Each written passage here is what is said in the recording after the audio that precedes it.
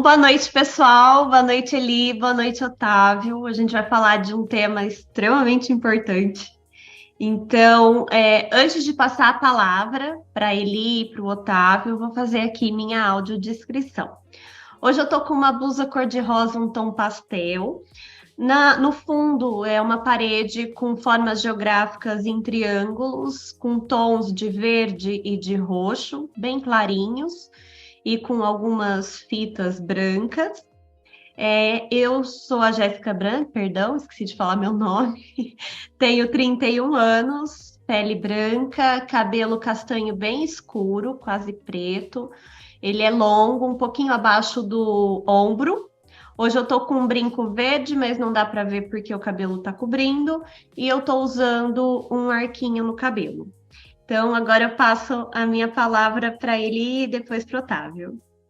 Bom, eu sou Eliane, né, Eliane Kreisler, tenho 62 anos, né, pele branca, cabelos na altura do ombro, inteiramente brancos, né, e uso um óculos. Meu óculos hoje, sou apaixonada por óculos, o de hoje é vermelhinho nas pontas, estou com duas argolas prateadas e uma blusa preta. E o meu fundo é o fundo do lugar onde eu trabalho, que é o meu escritório, onde tem minha mesa, que tem lá alguns livros e dá para ver daqui. Tá bom? Essa é a Eliane que está falando para vocês.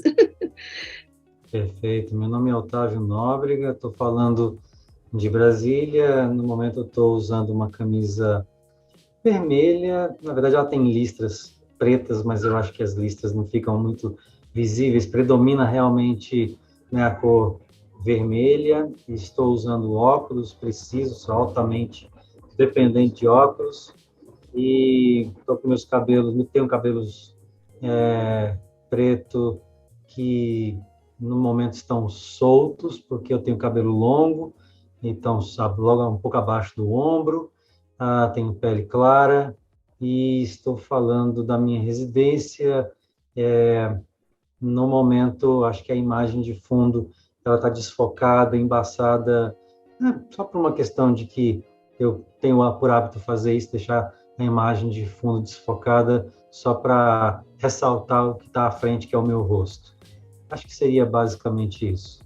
Maravilha. Então a gente começa agora uma conversa super bacana com o Otávio para ele falar bastante hoje sobre a questão do envelhecimento em relação à parte financeira, né? Dentre tantos assuntos que ele é riquíssimo, mas acredito que o enfoque maior dessa noite vai ser esse. Para mim, a educação financeira é parte de uma cultura de educação gerontológica, porque é tão importante quanto as crianças serem educadas para respeitar o envelhecimento, entender que as pessoas passam pelos ciclos da vida, elas mesmas irão envelhecer com o tempo e eventualmente experimentar alguma limitação, alguma incapacidade, tudo bem, isso é parte do ensinamento.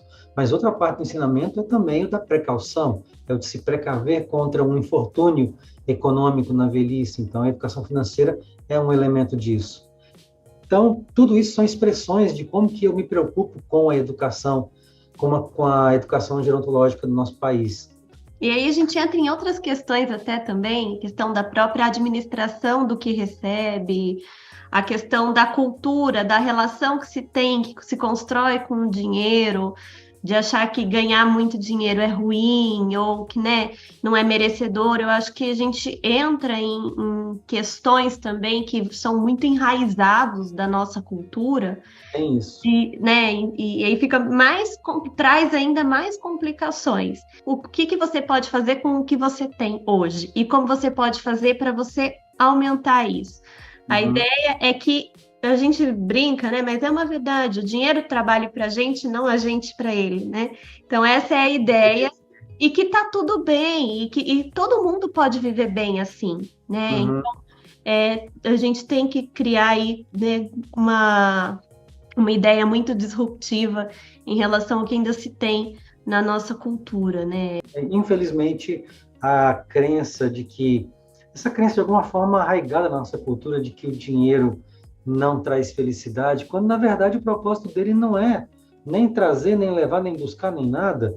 O dinheiro é tão somente um potencializador das capacidades que a pessoa já tem, né? Sendo ela empreendedora, o dinheiro há de potencializar isso, sendo ela uma pessoa pródiga que gasta de uma forma desenfreada, bom, o dinheiro vai fomentar também esse comportamento, paciência, mas o fato é, ele é apenas um instrumento pelo qual a gente potencializa as capacidades de uma pessoa e não define o caráter. Exatamente. Então tem que e isso, trazer isso desde a criança, né? Quando a gente dá uma mesada ou limita uma mesada ou dá a mesada de outras formas, né? Isso é interessante e tem que ser de pequeno. Acho que, claro, tem a máxima, né? Que o professor Alexandre Kalash fala, né? Que nunca é tarde, mas quanto antes melhor. Qualquer momento, em qualquer idade, a gente pode aprender sobre educação financeira. Eu posso ter 80 anos e querer aprender, não tem problema nenhum. E vai ser benéfico. Mas se eu aprendo com 20, se eu aprendo com 10, vai ser muito melhor, concorda? Porque eu tenho toda uma vida planejada. Então, e isso é bem interessante, faz todo sentido, assim, de trazer. Acho que uma lacuna muito grande que a gente tem, e aí que resolveria não tudo, mas boa parte de outras questões que não tem nem relação direta, mas que acabam sofrendo aí por conta da parte econômica, né? Uma convicção pessoal. Agora eu vou trazer, na verdade, algo que não vem de nenhum estudo sistemático, né? Apenas uma convicção que firmei em mim mesmo, de que talvez o que mais, realmente, assim, o que mais agrega valor para a gente e traga, né, um conforto financeiro para as pessoas é o trabalho. Definitivamente, o trabalho é o que enriquece, vamos dizer assim. Portanto, se eu pudesse aconselhar alguém no sentido de que essa pessoa, né, dar alguma espécie de orientação para que essa pessoa na velhice viesse a ter algum conforto, viesse a ter recursos, meios de prover a sua subsistência e até não apenas sobreviver, mas viver com dignidade, eu diria que certamente que investir no trabalho é o melhor. Aplicações financeiras são importantes. Saber fazer esse dinheiro trabalhar para a pessoa, ou seja, fazer com que ele se multiplique a partir de investimentos financeiros inteligentes, é uma outra forma, mas não é necessariamente a forma pela qual as pessoas enriquecem, né? Normalmente as pessoas enriquecem pelo trabalho e utilizam as aplicações financeiras apenas como uma forma de fazer com que o dinheiro acelere esse processo da chegada da independência financeira. Ninguém enriquece propriamente com investimentos. Até pode ter acontecido casos na história da humanidade. Pessoas que investiram e ficaram ricas por causa dos investimentos. Mas a regra não é essa. A regra é a pessoa enriquecer. E quando eu falo enriquecer, não é nadar em dinheiro, mas é ter um colchão confortável para assegurar pelo menos uma velhice digna. E sempre muito à custa, né, do trabalho. É possível, a partir de uma certa idade, ainda assim adquirir a independência financeira que tanto estamos falando aqui dela? Sim, se a gente for pensar bem, ou tivemos vários exemplos de pessoas que se tornaram, inclusive, magnatas, né, depois dos 60 anos de idade. Foi o caso do Ray Kroc, que fundou o McDonald's, já tinha mais de 60 anos de idade, quando se tornou o magnata do McDonald's, que se tornou a mesma coisa o fundador do Kentucky Fried Chicken, na verdade KFC também, né, o Coronel Sanders, né, nos Estados Unidos, muito renomado por ter se tornado bilionário depois dos 60 anos. Aqui no Brasil, o Roberto Marinho ele já era milionário antes dos 60, mas se tornou multimilionário, sendo o presidente, dono da Rede Globo, realmente depois dos 60. Então, possível não vou ser leviano de transformar esses casos excepcionais em regra. Não, na verdade, não são a regra, são a exceção. Mas, para esses casos que se tornaram multimilionários, pelo menos adquirir algum conforto financeiro mostra para a gente que viável é. E é claro que começar cedo é o melhor. É o que eu mais sugeriria, né, para as pessoas que hoje estão nos ouvindo e teriam condição de trabalhar e poupar ao máximo. Ou seja, não viver uma vida pródiga achando que, mas e se eu morrer amanhã, não usufruir nada? as estatísticas epidemiológicas estão dizendo para a gente, com grande eloquência, de que você não vai morrer. A verdade é, a maior probabilidade é que você viva. E sendo a maior probabilidade de que você viva, significa que é quase garantido que você vai chegar na velhice. E aí, se você cultivar esse pensamento econômico que dilapida as suas reservas e não permite que você forme um colchão financeiro, porque você vive eternamente sob a égide, sob essa compreensão equivocada de que aí se eu morrer amanhã, bom, você vai dilapidar seu patrimônio, você vai envelhecer pobre. Simples assim, né? Não estou lançando... Não é maldição, não, mas é maldição nenhuma, a gente cava a própria cova, né? Antes do tempo. A gente colhe o que a gente planta, né? Bem isso, né? Bem isso, e você trouxe um assunto muito importante, sabe, Otávio?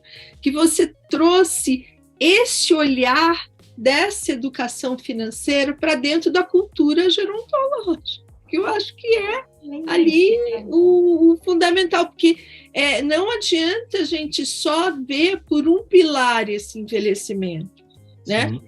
O envelhecimento ele é logístico, isso é holístico, desculpa. E se a gente não pensar dessa forma, eu vou fazer exercício, eu vou me alimentar bem, eu vou fazer... Mas se a gente não agregar isso, né, a essa cultura, né, no envelhecimento da educação financeira, e trazer isso para as escolas, e trazer isso para você pensar nisso bem antes, isso é um dos grandes desafios que o Brasil vai ter, e cada vez mais, né?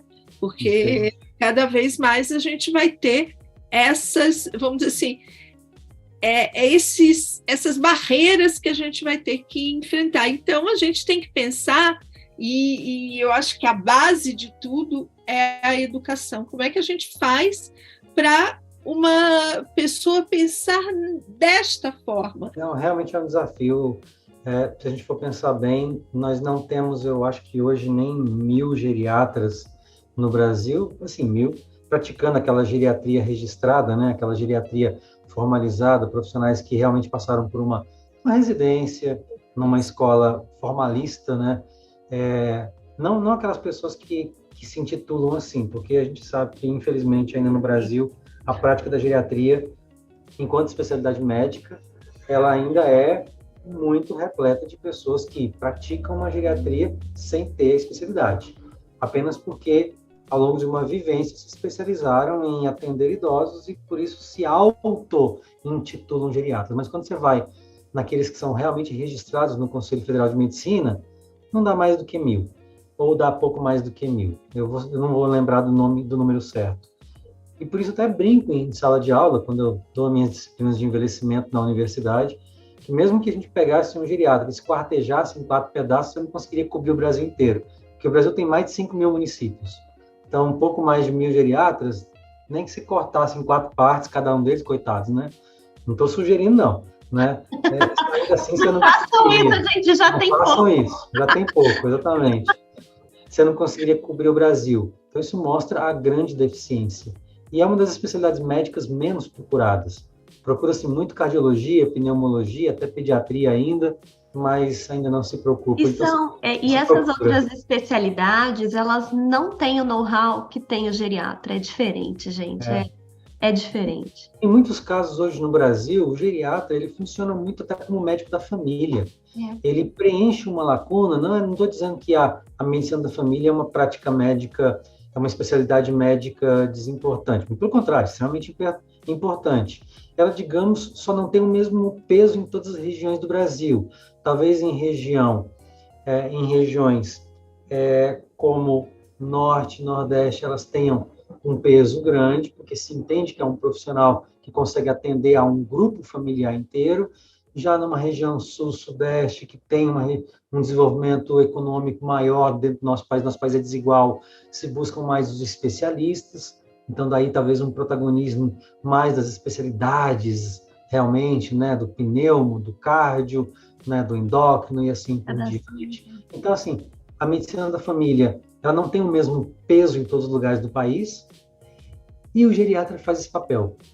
Eu já falei isso várias vezes em vários locais. Eu sinto que, em vários casos, o geriatra, ele entra na família pela porta do idoso, afinal de contas, foi por ter um idoso na família que o geriatra se aproximou daquela família, e acaba que ele se torna um médico não só daquele idoso, mas da família como um todo.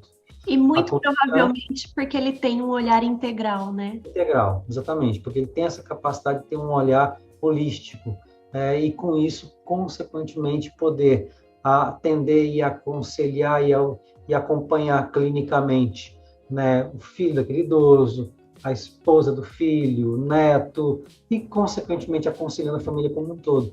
Vejo muito isso acontecendo no Brasil. Por uma questão de ele ter essa capacidade. Mas não é algo, digamos, que vou usar um termo aqui que talvez não seja mais próximo, mais próprio, que talvez não seja recomendado, porque o geriatra ainda assim precisa ter olhar nas incapacidades, ele precisa ter um olhar sobre as limitações físicas e as grandes síndromes geriátricas, enquanto que um profissional que é da medicina da família, ele vai conseguir ter olhar em cima de doenças infecto-contagiosas, por exemplo, que são muito prevalentes no Brasil, mais prevalentes na infância, e que nem sempre vai ser domínio do geriatra, entendeu? Na verdade, deveriam as duas especialidades médicas trabalharem juntos e se complementarem. É o que eu penso. Muito bom, Otávio. Acho que eu que agradeço. Incrível. Você traz uma riqueza de informação. Acho que poderia vir mais e mais vezes. Tem muito pano para manga aí para a gente conversar. Bondade. Muito obrigada pelo seu tempo. Muito obrigada por abrir o olho aqui dos telespectadores em relação a um tema tão importante, né, que é a questão da educação financeira. Então, gente, comecem, né, independente da idade, acho que é importante começar, se interesse pelo assunto, isso vai fazer diferença na sua vida, né? E não é um clichê, é uma verdade absoluta. Então, muito obrigada, viu, Otávio? Olha, eu só tenho que agradecer. Nossa, foi uma aula que eu tive, Otávio. Eu me conectei plenamente, né, com a minha formação, com a minha educação, com o que eu penso, que está muito ligado à essência que você colocou na qualidade, né, tanto da educação quanto da preparação e formação das pessoas, né? E esse olhar para esse pilar do envelhecimento, que é esse pilar financeiro também. Né? Eu só tenho que agradecer muito, muito, muito, né? E como disse a Jéssica, você vem aqui muito mais vezes, tem todas as vezes que tiver um assunto, é um prazer enorme para a gente, porque isso faz com que a gente instigue as pessoas a refletir sobre a realidade que nós temos hoje e o que a gente tem que enfrentar e da melhor forma que a gente tem que enfrentar, né? Da melhor forma que a gente tem que agir. Isso é muito importante.